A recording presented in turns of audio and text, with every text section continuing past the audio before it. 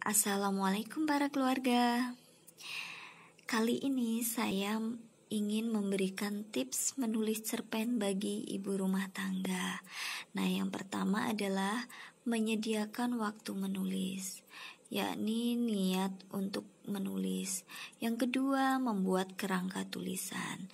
Nah, ini penting kita untuk membuat kerangka tulisan supaya tulisan kita itu terarah dan bisa mengalir dengan mudah. Yang pertama adalah menentukan temanya.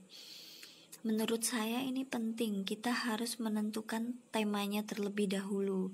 Dan tema itu diantaranya adalah misalnya tentang persahabatan, percintaan, tema remaja, kemudian tema motivasi, atau kita mau mengangkat cerita lokalitas, kemudian tema cerita rakyat dibuat menjadi sebuah cerpen. Pokoknya banyak sekali tema itu, dan kita memang akan lebih mudah ketika kita sudah berpikir tema apa yang akan kita angkat. Misalnya tentang percintaan. Nah, percintaan ini mungkin bisa untuk anak remaja atau sosok orang dewasa yang kemudian jatuh cinta, atau cinta dari segi apa? Dari segi cinta kepada Tuhan, orang tua, dan lain sebagainya. Itu bisa kita jadikan sebuah tema. Kemudian yang kedua adalah nama tokoh.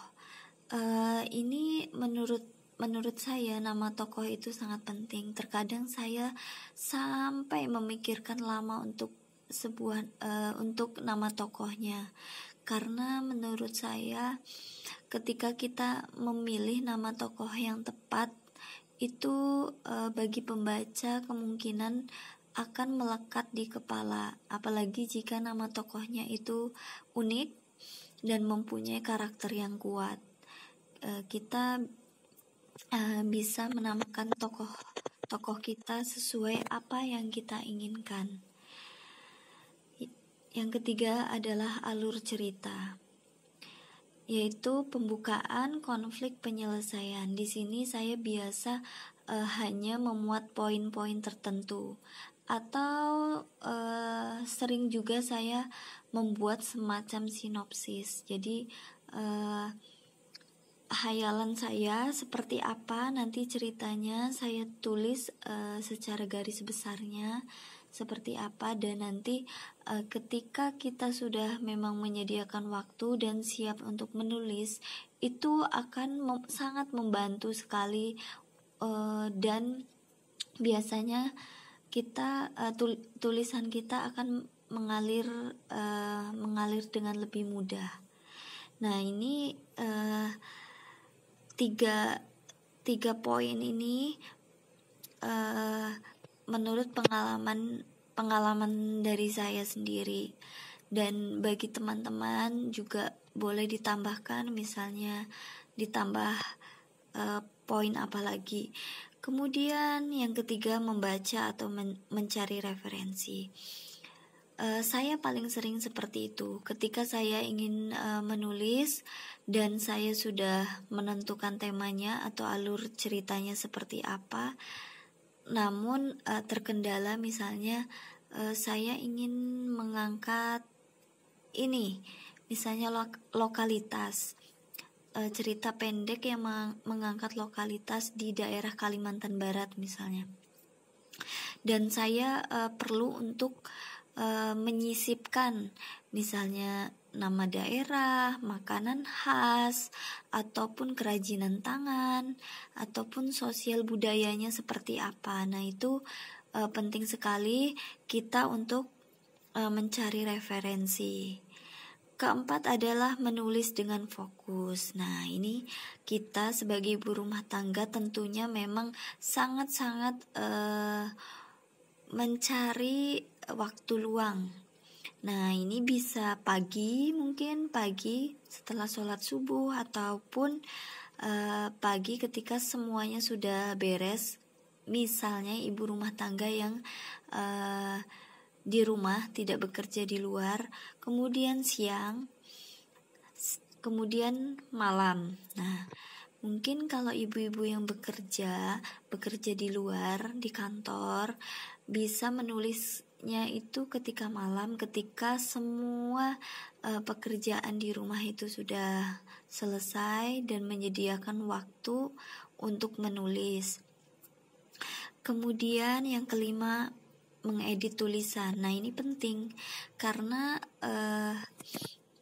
mengedit tulisan ini kita akan melihat kembali ceritanya apakah sudah menurut kita sudah sesuai atau belum. Terkadang ini paling sering juga saya misalnya sudah menyelesaikan tulisan itu, kemudian saya membaca kembali dan tidak sreg, misalnya di bagian paragraf yang mana terkadang saya kurangi tulisannya atau benar-benar saya ganti, dan itu hal yang sudah biasa. Jadi jangan patah semangat ketika kita menulis cerpen kemudian sudah selesai dan kita baca ulang, kita tidak puas dengan hasilnya dan kita sudah menyerah. Jangan seperti itu. Kita memang harus mencari kembali ide-ide tulisannya untuk mengganti paragraf tersebut. Begitu. Mengedit tulisan ini bukan hanya huruf per huruf atau kata per kata, paragraf per paragraf gitu, seperti itu. Namun tanda baca itu sangat penting kita perhatikan, titik komanya, tanda petiknya, tanda tanyanya juga sangat penting. Nah, setelah selesai mengedit dan kita sudah merasa cukup, kemudian kirim karya atau untuk dibukukan.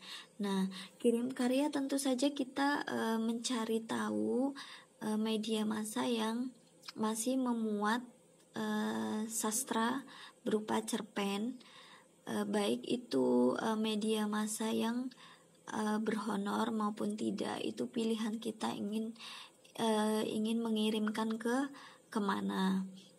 Selain kirim ke media juga untuk dibukukan. Nah, ini sama prosesnya seperti itu. Nah, ini tips dari saya dan ini memang menurut pengalaman saya seperti ini. Jadi untuk ibu-ibu rumah tangga silahkan yang ingin kembali menulis, semoga ini bisa menjadi semacam panduan dan semoga ibu-ibu rumah tangga yang ingin terus menulis benar-benar menyediakan waktunya untuk menulis.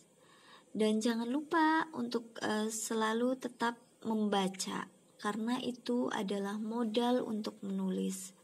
Membaca dan membaca untuk memperkaya kosakata dan menjadi referensi ketika kita membuat cerita pendek.